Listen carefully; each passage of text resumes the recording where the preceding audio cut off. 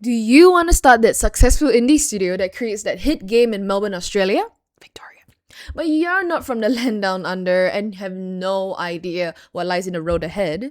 Your first step is getting that legal right to stay in Australia. You can either get a temporary or permanent residency to allow you to have the right to have an Australian business number to own and run your studio. However, you need an Australian ID, like an Australian's driver's license, on top of your passport to gain access to your own ABN. Trying for PR is expensive, mentally exhausting, and difficult. Common options are skilled migration visas and partner visas. This seems to be oddly encouraged by families and friends, and if this is an option for you, know that this visa is said to be invasive. Some said they had to show their personal messages, pictures of them doing chores, photos of each other's families, update their application every 6 months to show that it is real, and pay $500 every 5 years to maintain their travel rights in and out of Australia. And that is on top of paying around $5,000 for every application. Skilled migration visas do not officially recognize game developers in the skilled occupation list provided by the ANZCO, rather as developer programmers, which are more for software developers, or multimedia specialists, which is vague. Even then, if you are an entry-level game developer, you would not meet the experience threshold these skilled migration visas are looking for, even after you maximize the restricted hours you have on a temporary visa. Okay, how about temporary options? Well, there are student visas, consequently graduate visas, and working holiday visas.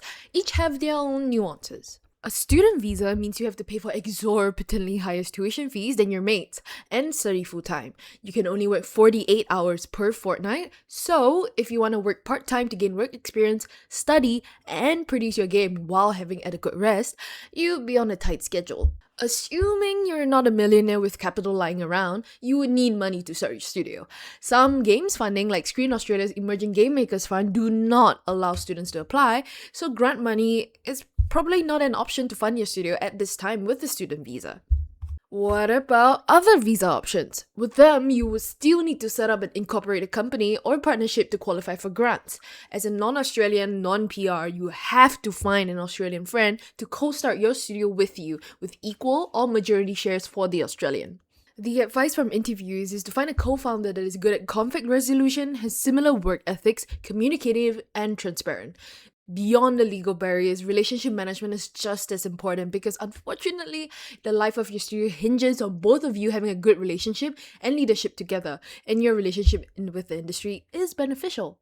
The good news is that the Melbourne's games industry is a welcoming space for you.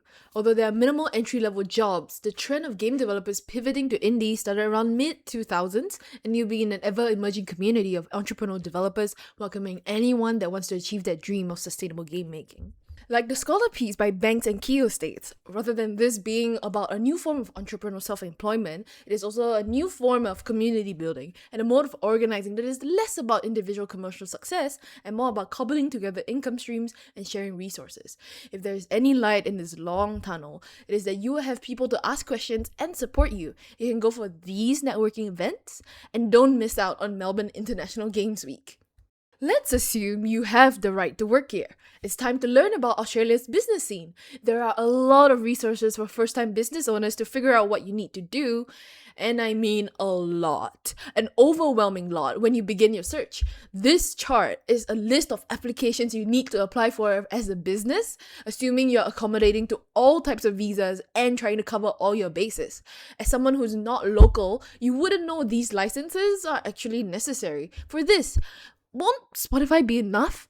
After reviewing a lot of information, I suggest you start by going down this list and apply for what you need with business.gov's help. Recommendations from a research piece by Lidart suggest focusing on growth and scaling only after stability. Focus on maintaining a revenue stream for your game, keeping the team together, and it will work out. And all that comes later anyway. With so much rigidity in the system, expect feelings of instability. Like other developers I've talked to, you'll be aware of that your right in the community will feel timed.